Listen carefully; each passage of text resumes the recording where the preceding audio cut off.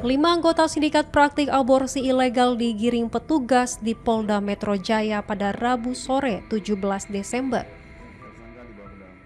Mereka ditangkap oleh Subdirektorat 4 Tindak Pidana Tertentu, Direktorat Reses Kriminal Khusus Polda Metro Jaya di lantai 28, sebuah apartemen di kawasan Jatinegara, Jakarta Timur. Saat penangkapan, kelima tersangka diketahui tengah berupaya menggugurkan kandungan 2 orang pasien. Sejumlah peralatan yang diduga digunakan untuk praktik aborsi ilegal turut disita petugas sebagai barang bukti. Sindikat ini diketahui dikendalikan oleh seorang perempuan berinisial NS yang berperan sebagai eksekutor aborsi ilegal.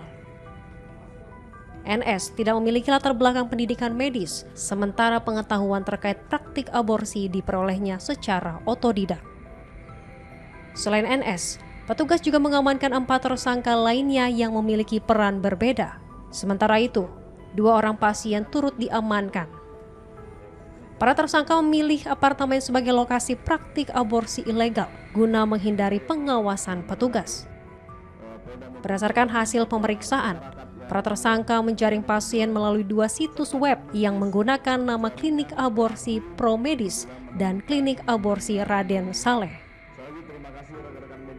Kedua situs tersebut terhubung dengan nomor telepon milik tersangka YH yang juga berperan mengirimkan data pasien kepada tersangka RH selaku asisten NS.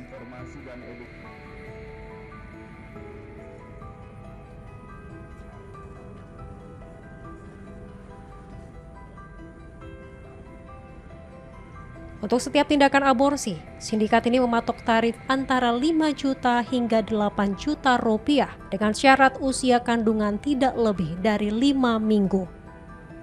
Selama 2 tahun beroperasi, sindikat tersebut diduga telah melakukan praktik aborsi terhadap 361 perempuan dengan total keuntungan mencapai 2,6 miliar rupiah. Guna mempertanggungjawabkan perbuatannya, seluruh tersangka kini ditahan di Polda Metro Jaya dan dijerat Undang-Undang Nomor 17 Tahun 2023 tentang kesehatan dengan ancaman hukuman maksimal 5 tahun penjara. Hingga kini, petugas masih terus mendalami kasus tersebut, termasuk menelusuri kemungkinan keterlibatan pihak lain.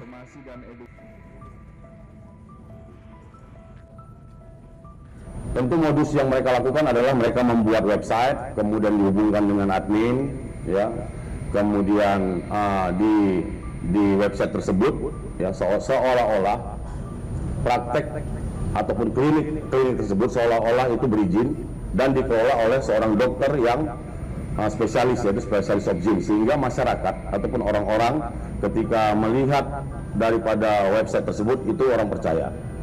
Kemudian juga kami juga melakukan pendalaman rata-rata yang melakukan aborsi itu adalah yang tidak menginginkan anak tersebut, ya, ataupun hamil luar nikah. Ini rata-rata pasien yang melakukan ataupun yang aborsi di klinik aborsi tersebut. Kemudian rekan-rekan, kami sudah melakukan pemeriksaan terhadap 15 orang saksi dan memeriksa 5 orang ahli, yaitu baik itu ahli pelayanan kesehatan, ahli obgyn, ahli DNA, termasuk juga visum, ahli kesehatan maupun ahli pidana. Barang bukti yang berhasil kami sita yaitu 1 unit mobil DH Xenia, kemudian barang-barang yang kami temukan pada saat olah TKP di kamar, ya, kamar apartemen, ya, seperti kapas, kemudian obat-obatan, gunting dan lain sebagainya. Kemudian 6 buah handphone, termasuk juga alat vakum ataupun alat-alat lain yang diduga ada kaitannya dengan tindak pidana yang terjadi. Pada kesempatan ini juga saya akan menyampaikan peran dari masing-masing tersangka. Saudari NS, kami bilang saudari NS, ini memiliki peran sebagai eksekutor atau dokter, seolah-olah sebagai dokter obgyn, ya. Dari perannya tersebut dia memperoleh bayaran sebesar 1.700.000. Kemudian saudari RH ini memiliki peran membantu NS dalam melakukan aborsi, mendapatkan hasil sekitar 1 juta. Kemudian saudari M ini memiliki peran menjemput serta mengantar pasien baik pada saat penjemputan maupun pada saat dia kembali setelah dilakukan aborsi. Ini juga sudah diproses dan mendapatkan hasil sekitar 1 juta, termasuk saudara LN yang tadi menjemput dari P5 atau parkir 5 sampai ke ke titik yang sudah ditentukan. Begitu juga pada saat selesai melakukan penjemputan, ini perannya melakukan penjemputan mendapat hasil sekitar 200 sampai 400 ribu.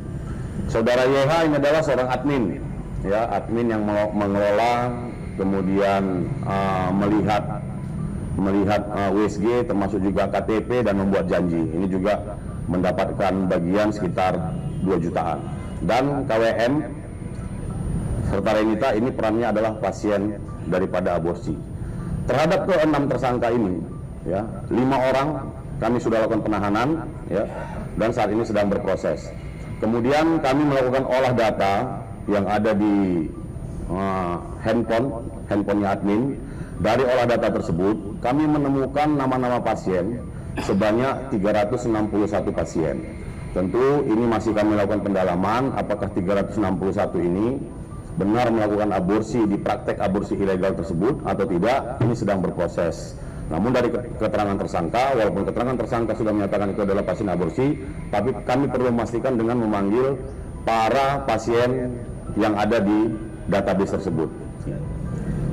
Terhadap tersangka, ya, kami menjerat dengan Undang-Undang Kesehatan, yaitu Undang-Undang Nomor 17 Tahun 2023, yaitu pasal 60, pasal 427, yaitu setiap orang ataupun perempuan yang melakukan aborsi tidak sesuai dengan kriteria yang dikecualikan, sebagaimana dimaksud pasal 60, ancamannya 4 tahun, termasuk juga pasal 428, yaitu orang yang melakukan aborsi tidak sesuai dengan ketentuan, baik itu atas seizin perempuan, itu ancaman hukumannya 5 tahun, maupun tidak seizin perempuan tersebut yang ancaman hukumannya 12 tahun.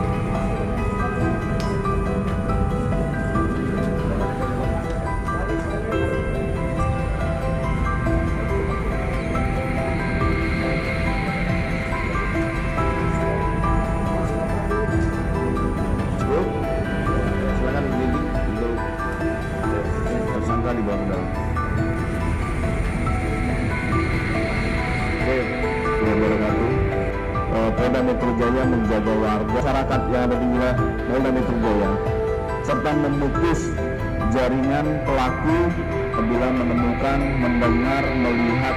Sekali lagi terima kasih rekan-rekan media sekalian, ini bekerja tidak benar. Sekali lagi terima kasih, wabillahi taufiq wal hidayah. Terima kasih rekan-rekan sekalian, semoga ini bisa memberikan informasi dan edukasi.